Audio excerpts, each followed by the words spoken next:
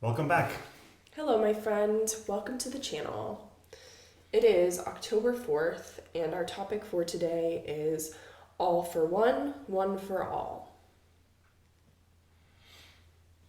Like a Robin Hood. Okay. Marcus Aurelius says, "That which isn't good for the hive isn't good for the bee." Yeah, so what's not good for collective is not good for individual or something. Yeah. Or maybe, yeah, so that's interesting because we could look at it like what is good for individual and not good for community is not the right thing.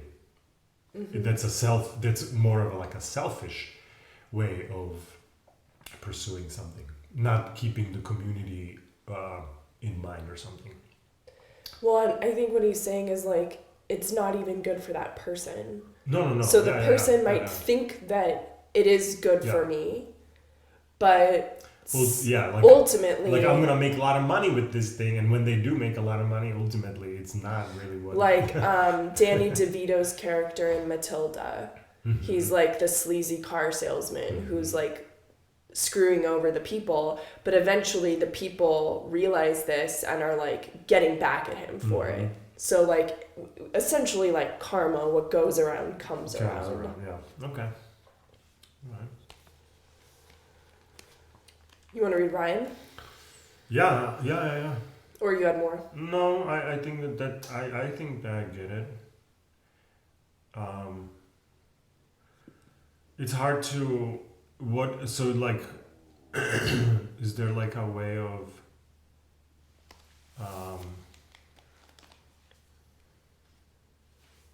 how do I use this, right? Like every time I'm making a decision about to do something that's good for me, I should also ask if this is good for what does the beehive represent? My family, my closest people, or just my neighborhood, my city, my country, you know what I mean? But in my opinion, it's a world, right? Community, world is the community. Ultimately, at right? the highest level, it's the whole thing. It's everything. Right. But I think for decision making purposes, it's probably like the closest surrounding. Yeah. Hey, like am I advocating on behalf of myself or my team at work? And then is my team working for itself or for the company?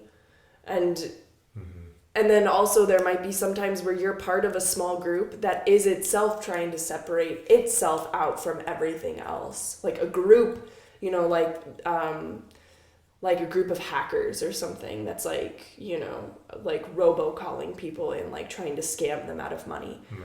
So like it can be extrapolated to like different sizes, but ultimately I think it's the whole system that we're a part of.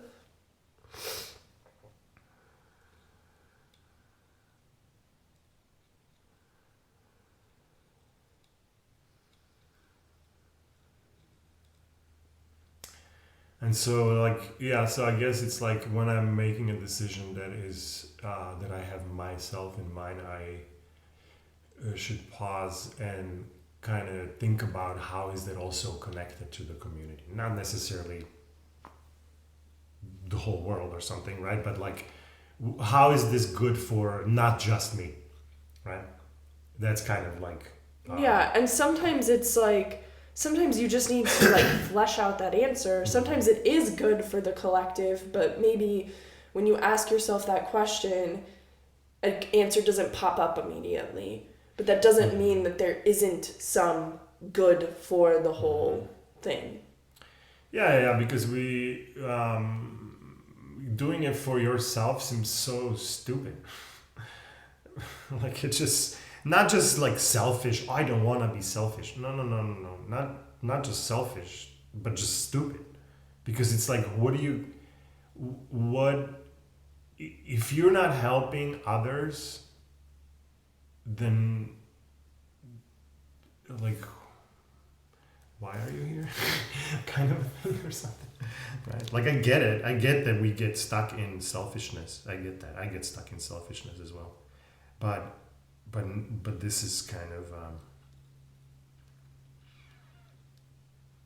good topic. Yeah, for sure. Keeping the larger perspective in mind or something. Yeah, that's good. You have anything else on this one? No, it feels very basic. Yeah, kind of basic, and that's why I didn't want to go to Ryan yet, because I'm like, it's so basic. It's like whatever, next, right? But like, wait, there might be stuff in there that yeah. I think also because Excuse me. we have spent a long time studying non-duality. Non-duality is all about the one thing that we all plug up into. So like, I feel like my brain is sort of always primed to see that I am part of something bigger than myself. Yeah. Because I've trained it to be aware of that, and I've Right. trained it to like take that into consideration when I'm making decisions, and I think that's why it feels basic for me personally. I don't think that this is necessarily a basic concept or that it feels basic to everybody else, but it feels like I've been like pumping iron, and now like you're like, hey, pick up this 5-pound weight, and I'm like, oh yeah, that's a super basic thing to do. Yeah. And I get it for you, and for me, this might be like that, but maybe for whoever didn't go through non-duality type of things and kind of still operates from the perspective of we are all separate and individual, and nothing connects us together except like we're here right now at this point, right? But like nothing else connects us, right? Like we are completely disconnected individual things, which we learned that's ultimately a wrong logic, right? So anyway. Okay, let's see what Ryan's got. Inherent in the Stoic concept of sympathia is the notion of an interconnected cosmos in which everything in the universe is part of a larger whole. Marcus Aurelius was one of the first writers to articulate the notion of cosmopolitanism, saying that he was a citizen of the world, not just of Rome. The idea that you're a bee in the hive is a reminder of this perspective. Marcus even states the reverse of that idea later in his meditations, just so he doesn't forget. That which doesn't harm the community can't harm the individual. Just because something is bad for you doesn't mean it's bad for everyone. Just because something is good for you definitely doesn't mean it's good for everyone. Think of the hedge fund managers who bet massively against the economy. They profited by rooting for essentially everyone and everything else to fail. Is that who you want to be? A good Stoic understands that proper impulses and the right actions that arise from them naturally carry the good of the whole, which is the wise person's only good. Conversely, good and wise actions by the whole are what's good for the individual.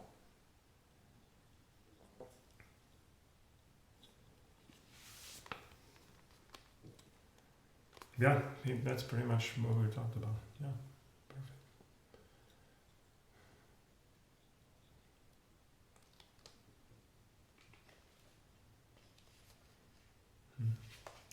His example of like, think of the hedge fund managers who bet massively against the economy.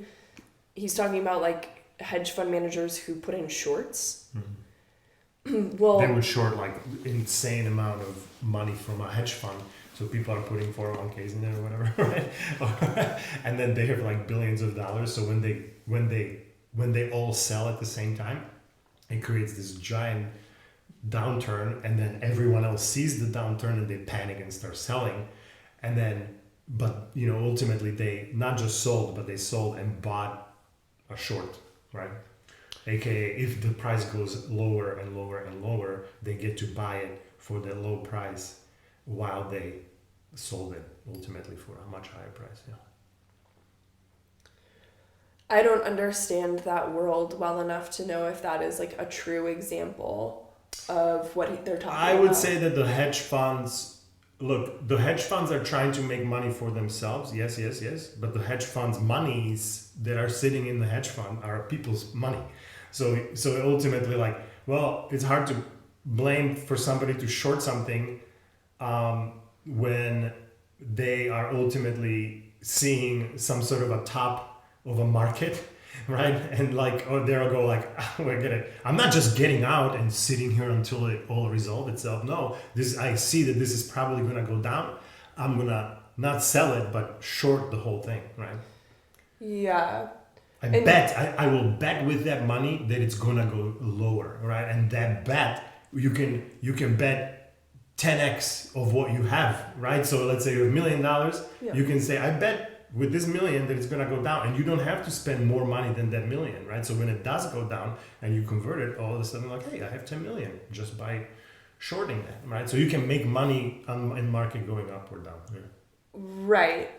And I understand that concept. I'm just like, I don't understand that world well enough to know if like this is like a good example for what Marcus is talking about.